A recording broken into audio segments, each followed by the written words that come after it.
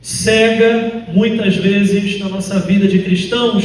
E eu já vou dizer e adiantar, não é o fato de ser cego. Não é. Uma das piores coisas do nosso tempo é a gente achar que enxergamos. Isso é o pior. E é justamente contra isso que Jesus combate no Evangelho de hoje. E São João, especificamente nesse capítulo 9, é o centro do Evangelho, onde ele utiliza palavras mais assim, afrontosas. Não é à toa que a gente vê aqui a situação daquilo que Jesus fez, aliás, antes, a situação de vulnerabilidade, clandestinidade, de indignidade daquela pessoa que era cego, que nem nome tinha, né? Era mendigo, era cego de nascença, era uma pessoa completamente esquecida, ele era reconhecido pela sua limitação, o cego, o mendigo. E quantas dessas realidades também acontecem na nossa vida? Nós não somos reconhecidos ou identificados, rotulados por aquilo que o nosso ser não é, mas aquilo que externamente nós transmitimos. As pessoas que estão nos vendo, elas não conseguem ver o nosso interior, a nossa alma, né? Isso só Deus vê. E às vezes, quando nós somos muito espiritualizados, nós também, a partir da nossa oração, do nosso encontro pessoal com Deus. Mas a pior coisa que nós conseguimos identificar dentro desse texto não é a cegueira, não é a cegueira desse homem. A gente precisa tirar de foco esse homem, né? E a gente está mais acostumado a isso, a enxergar aquele que é vulnerável, aquele que é pior. Tira os olhos dele. Aquilo que Jesus nos chama a olhar, aqueles que Jesus nos chama a olhar hoje, inclusive o Evangelho é muito insistente, assim quase chato, né? Um texto longo desse, é aquela cegueira ignorante dos fariseus, dos judeus. Por isso que aquilo que é pior, a pior coisa que a gente lida constantemente na nossa vida, não é a cegueira, mas é achar que nós enxergamos muito bem. E isso aqui é muito perigoso. Por isso Jesus encontra aquele homem cego de nascença, e quando ele é encontrado, quando ele é curado, Jesus faz uma coisa muito importante, inclusive, né? Ele faz algo que para nós assim parece um pouco nojento, né? Ele cospe no chão, né? Assim, faz uma lama e coloca aquela lama nos olhos. Aqui está a imagem ali, né? Interessante. E ali coloca aquela lama nos olhos dele. Qual é o sentido provocativo que João quer trazer para nós? O fato de que Deus pode fazer o que Ele quiser, a hora que Ele quiser e com quem Ele quiser. E isso aqui já tira de nós aquelas vendas, aquelas muralhas, aquelas traves dos nossos olhos, aqueles ciscos dos nossos olhos, que não nos permitem enxergar o quanto é poderoso Deus.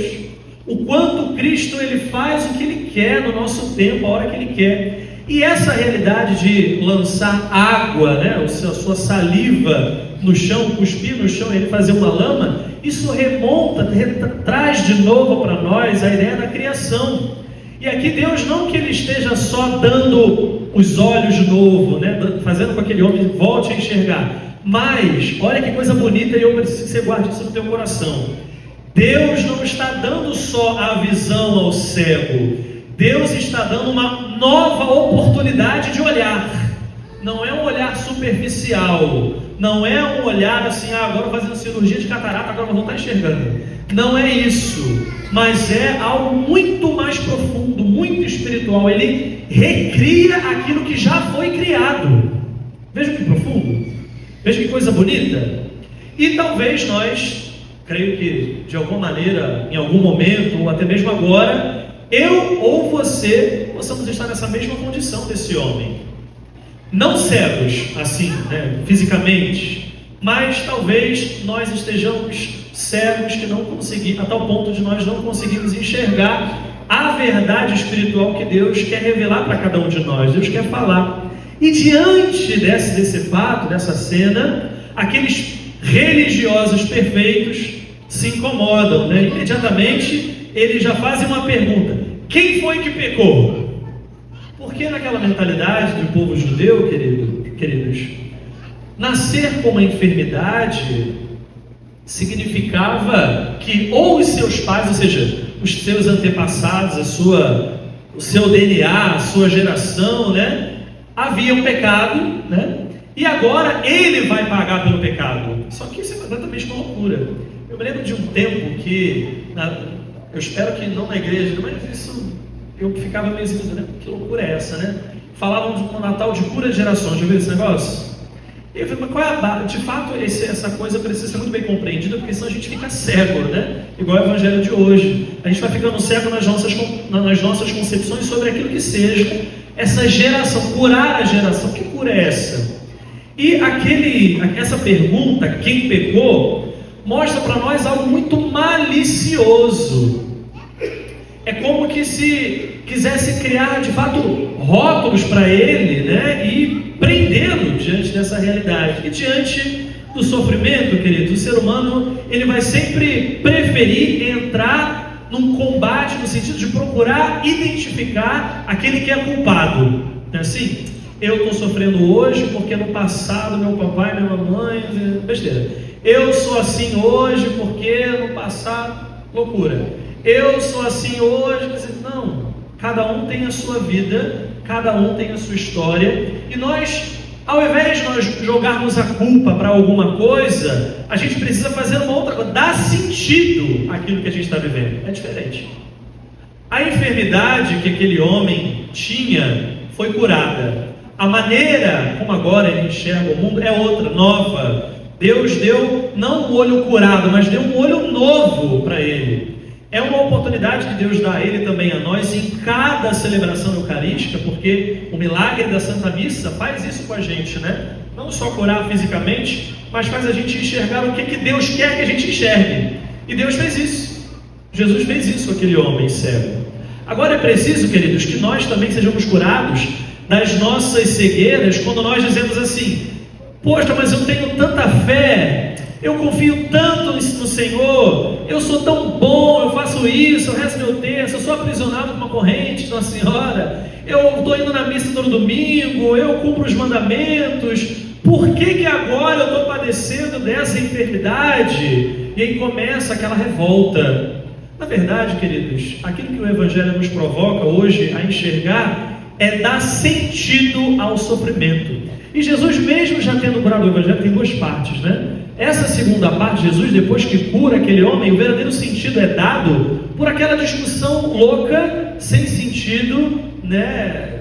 Quase revoltante, daqueles judeus que não perceberam, não foram capazes, essa é a melhor palavra, né?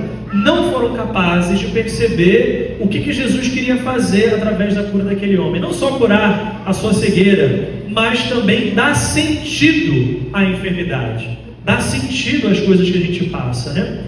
E esse homem que foi curado, ele representa alguém que a identidade foi absorvida pela sua limitação.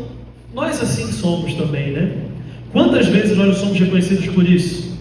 Aquele que é depressivo, aquele que é ansioso, aquele que é procrastinador, aquele que é preguiçoso, aquele que é fofoqueiro, não é assim? É melhor a gente parar por aqui, né? Porque senão a gente vai. Mas Deus não quer olhar e não olha para nós desse modo. Ele não é reconhecido pelo nome, até porque nem nome o Evangelho dá a ele, não é isso? Ele é reconhecido pelo quê? Pela sua limitação. E nós somos tão cegos que fazemos a mesma coisa que aquela sociedade fez, a mesma coisa que aquele povo fez. Muitas pessoas existem ou subsistem e são tratadas dessa maneira, queridos. E a gente precisa parar com isso. Deus quer curar não somente esses rotulados, mas também quer curar aqueles que rotulam. Cada um de nós. A ferida daquele homem era o seu nome, o cego. Nós carregamos também muitas feridas que nos definem, ou melhor, que a gente acha, né, que a gente pensa que nos define. Eu preciso dizer para você, queridos, que não são essas coisas, essas doenças, essas enfermidades que te definem. Não são. Pai, estou passando por uma luta lá em casa, estou passando por esse desafio, estou passando por essa enfermidade, estou passando por isso, por aquilo outro. O sofrimento vira, e a gente pode até mesmo cristalizar isso, né? A única lente para a gente enxergar uma verdade que na verdade não é absoluta. A gente precisa enxergar a pessoa como um todo, não na sua deficiência, não naquilo que perturba. Mas Jesus, ele quer desmontar essa lógica, né? No Evangelho, ele não quer procurar, como eu falava, ele não quer procurar culpados, ele não quer procurar racionalizar as coisas como os judeus tentaram e não chegaram a lugar nenhum, porque eles racionalizaram tanto que ficaram ignorantes, né? Tentaram buscar uma resposta para tudo e não chegaram a lugar nenhum. Ele não procura culpados, mas ele revela algo muito mais profundo. O que Jesus fala no início do Evangelho? Eu sou Ele é o quê? A luz do mundo. Eu sou a luz do mundo. E mais na frente no Evangelho, Jesus vai passar, transmitir essa luz, porque ele vai arrancar a cegueira dos seus apóstolos e vai dizer para eles agora: vocês são a luz do mundo. Vós sois sal da terra e luz do mundo. Aqui está outro problema que Jesus cria. Sabe qual é? Porque a luz, ela não tem só um papel de iluminar. Você sabia disso? Não tem. Quando a gente acende uma luz, a gente acaba com um problema. Qual é o problema da ausência da luz? A escuridão, né? Só que quando a luz acende, o que ela faz? Revela. Revela. Talvez seja revelado aquilo que a gente não quer ver. Por isso que eu dizia, né? O pior cego é aquele que não... A gente quer sempre ficar na penumbra. A gente já decorou ali onde a gente está, né? Mas quando a luz ela vai revelando, a gente vai ou se curando, né? Ou a gente vai ficando cada vez mais cegos ou ignorantes, como esses judeus ficaram. A luz, que é o Cristo, revela para nós que Ele é poderoso. Ele tem o poder da cura. A luz também tem uma outra função quando revela, né? A luz, ela expõe. Ela vai expor. Já foram no museu? Gente, museu tem que ir, viu? Não é... Procura tempo para ir no museu. A gente está frequentando pouquíssimos museus, né? Se bem que ultimamente o que é arte, né? A gente fica até meio confuso pela nem ir. Mas vamos procurar aí, tá certo? E lá nos museus sempre tem assim, numa penumbra, tem sempre um foco de luz, não tem? Aquilo não é por acaso. Tem um sentido. Qual é o sentido?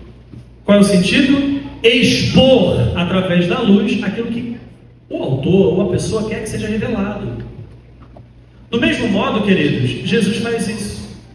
Ele traz aquele indigente, aquele cego, manda ele lá, né, em Siloé. O Evangelho não traduz muito bem não, né? Não é enviado, mas é aquele que envia. Porque a piscina, o lugar de Siloé, da piscina de Siloé, não fala só sobre aquele lugar, mas fala mais quem envia. A piscina em qualquer lugar é lugar.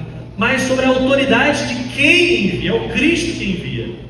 Não é a pessoa que está indo ou o lugar, né? Ou aquele cego ou aquele lugar. Mas é aquele que manda, aquele que tem a autoridade. Vai lá, você vai ser curado. Qualquer um pode chegar e falar assim, ó, vai lá, eu posso chegar para você aqui agora, loucamente, né? Que eu não estaria louco para fazer isso. Mas se der certo, você, por favor, volte na igreja e faça a sua caridade, a sua doação. Eu posso chegar para você e falar assim, vai lá, joga na Mega Sena. Posso falar isso? Tem gente que fala coisa pior, a gente faz, não é mesmo? Vai lá e joga, vai lá. Não faz, não é assim? Só que, poxa, o padre falou que eu vou ganhar. Não disse nada não, mas se der certo, você, por favor, volte e faça a sua caridade, tá certo? É, brincadeira. Mas tem um fundo de verdade, tá? Mas eu queria dizer o seguinte, queridos. Tem vozes que nós obedecemos que não fazem sentido nenhum. Porque a gente sabe que a gente vai bater a cara. Agora, aquele homem foi, não sabendo quem era, só ouvindo. Eu vou, estou cego mesmo, o que vai acontecer demais, né? Pior, eu não vou ficar. Então, eu vou porque eu não tenho nada a perder. Já perdi tudo. Eu tenho, talvez, algo a ganhar. Então, queridos, Jesus, São João, quando traz essa imagem do Cristo com esse tom um pouco provocativo, faz a gente sair também da nossa cegueira. Quando Jesus cura aquele homem, uma outra coisa também acontece. O cego, além de começar a enxergar, os outros se tornam cada vez mais cegos. Não é isso que insistentemente aqui os fariseus ficavam provocando? Só que aqui, aquele cego, ele poderia ter ido embora, só que ele era muito vulnerável. Primeiro que era mendigo, acabou de ter sido curado, né? Era alguém sem voz, e o Evangelho fala que já queriam provocar, ou já queriam, assim, digamos, excluir, já queriam penalizar aquelas pessoas que reconhecessem Jesus. Por isso que ele ficou meio assim, de novo, vocês não estão entendendo? Eu que fui curado da cegueira e vocês que não foram curados da ignorância, não estão entendendo? Vejam como aqui agora, esse que era rotulado como miserável, que nem nome tinha, agora a cegueira, o rótulo da cegueira dele, né, dá uma volta, ele agora está por cima. E aqueles que se diziam enxergar tudo plenamente, os donos da verdade, porque cumpriam os mandamentos, porque iam à missa no domingo, porque rezavam o seu texto, compreendiam tudo, achando que está tudo certinho, mas eu não tenho pecado, está tudo certo, são esses agora que se tornaram cegos. Vejam que coisa bonita que Jesus nos coloca. Vejam que como João, ele deixa a gente, uma dica para vocês, né? Leia o capítulo 9 de São João, porque ele nos insere assim, numa cena muito provocadora, muito perturbadora para nós. Isso é bom, porque provoca em nós, principalmente dentro do tempo da quaresma, provoca em nós uma mudança. Existe uma cegueira muito mais perigosa do que a falta de visão, sabiam? O pior cego é aquele que não quer ver. Existem muitas cegueiras. A cegueira do nosso ego, os judeus. Existe a cegueira daquela nossa certeza. Eu estudei isso. Eu sei tudo. Você não sabe nada. Quem é você? Qual é o teu nome? Estudou onde? Quem é teu pai? Quem é tua mãe? Veio de onde? De Irajá? Não vai. Vai, pelo amor de Deus, né? Concordo? Só que Deus não tem essa dinâmica. E quando nós olhamos as pessoas desse modo, na verdade, quem está se diminuindo somos nós. Porque cada vez mais nos tornamos absolutamente cegos. E uma outra cegueira é aquela cegueira daquelas pessoas que já decidiram sempre estar certo. Como é insuportável lidar com gente assim, né? Muito difícil.